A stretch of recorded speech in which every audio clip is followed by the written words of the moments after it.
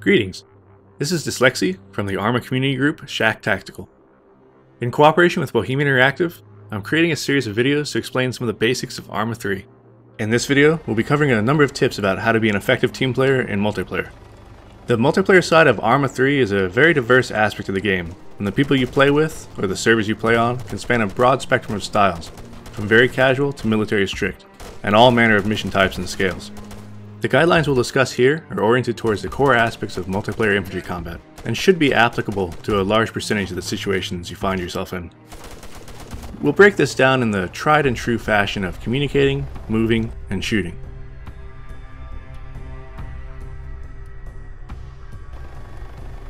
Knowing when, how, and what to say is often one of the most fundamental multiplayer skills for effective teamwork and coordination to occur. The cornerstone of communicating in ARMA is that of being concise and clear with what you say. Sometimes combat is extremely fast-paced and a lot may need to be said in a short period of time by many different people. Keeping your messages short and to the point, thinking about what you're going to say before you say it, really helps your team to respond to threats more quickly and carry out orders more effectively.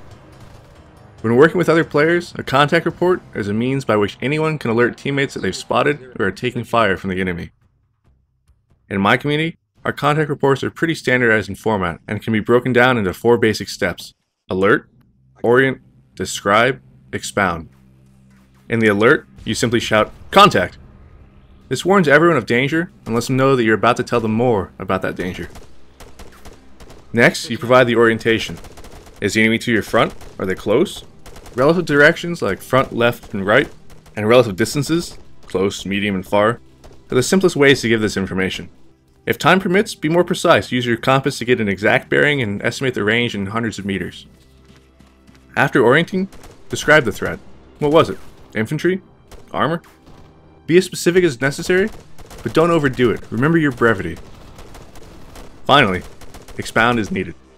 If you gave a hasty initial report, now might be the time to flesh it out with further details, including range if you skipped that step earlier.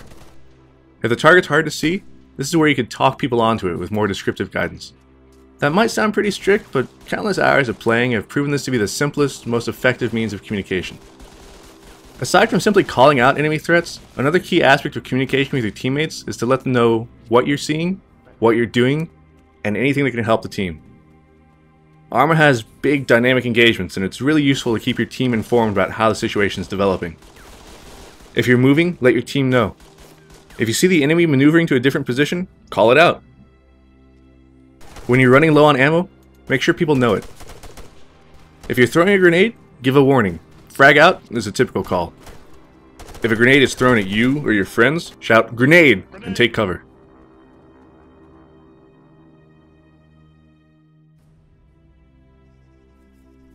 Movement with other players requires an understanding of a few basic principles that, when adhered to, will smooth things out and increase the overall effectiveness of your group. For starters, always try to work in pairs at the very least. The person you're paired with is known as your combat buddy. They'll move with you, fight with you, and look out for you if you get injured. Even if you have a fire team of 4 or 6 players, you always ensure that each person has at least one buddy working with them. When moving, avoid crossing lines of fire. It's easy to be shot by a friendly when you suddenly run out in front of them without warning. Be conscious about where you stop and aim. You should do so in a manner that makes it possible for teammates to safely pass behind you. If you need to pass in front of someone's muzzle, say so in voice and get a confirmation from them before you do. Always maintain interval with other players. Common sense dictates that bunching up results in people being killed. Staying spread out reduces the effectiveness of enemy fire, explosives, and mines. If you see teammates bunching up, call a reminder to them to spread out. Players commonly bunch up when checking or looting bodies, tending to wounded, or when in urban or otherwise dense areas. Be extra vigilant in those situations. As to urban areas, when you're clearing courtyards, buildings, or other structures, remember to enter and peel to the opposite side of where the prior person went. A good tip to remember is that if your buddy goes in and turns left, follow him and turn right to cover that side of the interior. Knowing how to pie a door or other opening can help in safely moving through closely confined areas. This is simply the act of moving around such that you reveal a slice of an area at a time. If you do this correctly, you'll know much of what lies on the other side of a doorway or similar, and can concentrate primarily on the things you couldn't see via your pieing. Regardless of what your team is doing, Continually assess what you can do that will help the most. Check where everyone's covering, and if a sector is not covered, take it upon yourself to fill in the gap. Your teammates will thank you later. If a friendly is killed and had a machine gun or anti-tank weapon, something special, make sure your team doesn't leave the area without recovering it. You never know when you might need the extra firepower.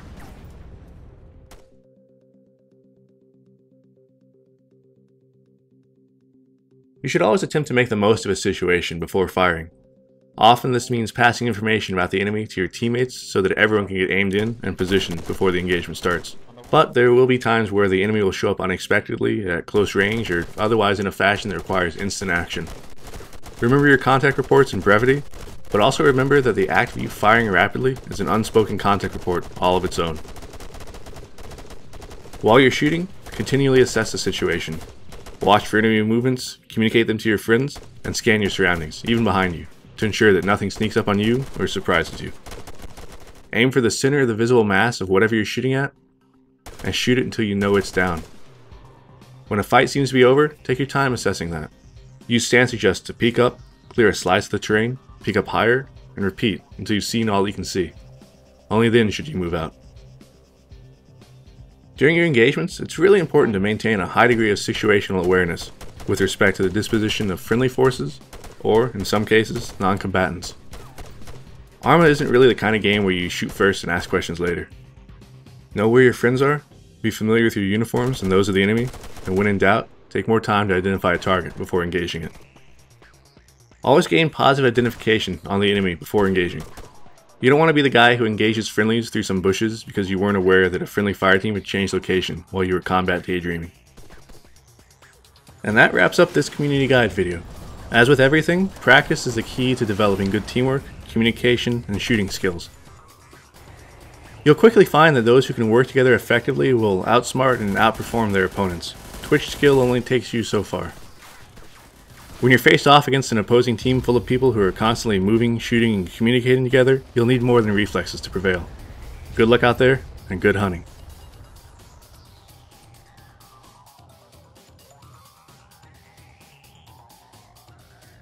For more community guide videos, be sure to subscribe to the official ARMA 3 YouTube channel. For other ARMA 3 updates, keep track of the official website, Facebook, and Twitter pages. If you'd like more in-depth tutorial and large-scale multiplayer gameplay of ARMA 3 and the previous ARMA games, I'd also recommend you check out my personal channel here. This is Dyslexy, and I'll see you on Stratus.